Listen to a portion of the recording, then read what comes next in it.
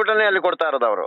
ನಾವು 11ನೇ ಇಸ್ವಿಲಿ ನಾವು ಹೋಗಿದ್ವಿ ಒಂದ್ಸರಿ ಧರ್ಮಸ್ಥಳಕ್ಕೆ. ಹಾ ನಮ್ ಕಡೆ ಅವರು ಒಂದು ಆ ಕಡೆಯವರು ಉತ್ತರ ಕರ್ನಾಟಕದವ್ರು ತಾಯಿ ಮಗಳು ಇದ್ರು ನಮ್ ಜೊತೆಗಿಲ್ಲಿ. ಹಾ ನಾವು ಅಲ್ಲಿ ರೂಮ್ಗೆ ಕೇಳಕ್ ಹೋದ್ರೆ ಹಾ ನಮ್ಮನ್ನ ಮುಂದೆ ನಿಲ್ಸಿದ್ರು. ಹಾ ಆ ತಾಯಿ ಮಗಳನ್ನ ನನ್ ಜೊತೆ ನಮ್ ತಂದೆನೂ ಇದ್ರು. ಹಾ ನಮ್ ಜೊತೆ ನಮ್ಮನ್ನ ಮುಂದ್ ನಿಲ್ಸಿ ಅವ್ರನ್ನ ತಾಯಿ ಮಗಳನ್ನ ಹಿಂದ್ ನಿಲ್ಸಿದ್ರು. ಹಾ ನಮ್ಗೆ ಚಾಪೆ ಕೊಟ್ಟ ರೂಮು ಖಾಲಿ ಆಯ್ತಮ್ಮ, ಇನ್ನು ಅಲ್ಲಿ ಬಿಲ್ಡಿಂಗ್ ನಲ್ಲಿ ರೂಮ್ ಇದೆ, ನಿಮ್ ತಾಯಿ ಮಗಳಿಗೆ ಅಲ್ಲಿ ಕೊಡ್ತೀವಿ ಅಂತ ಅವ್ರನ್ನ ಕರ್ಕೊಂಡು ಹೋದ್ರಿ.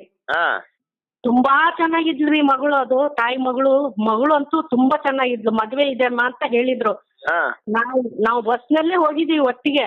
ಹಾ ಆ ಮಗಳು ಅವರು ಬೆಳಗ್ಗೆ ನೋಡಿದ್ರೆ ನಾವು ಮಾರನೇ ದಿನ ಹಾ ಎಲ್ಲಿ ಸಿಗ್ಲೇ ಇಲ್ಲ ನಮ್ಗೆ. ಅವರು ತಾಯಿ ಮಗಳು ಸಿಗ್ಲೇ ಇಲ್ಲ. ಹಾ ಎಲ್ಲಿ ಕರ್ಕೊಂಡು ಹೋದ್ರು, ಯಾರ ರೂಮ್ಗೆ ಮನಸ್ಸಿದ್ರು. ನಮ್ ತಂದೆ ಪಾಪ ಚಟಪಡ್ಸೋದು, ಎಲ್ಲಿ ಹೋದ್ರು ತಾಯಿ ಮಗಳು, ಹಾ ಎಲ್ಲಿ ಕೊಟ್ರು ರೂಮು ಅಂತ ಹೇಳಿ.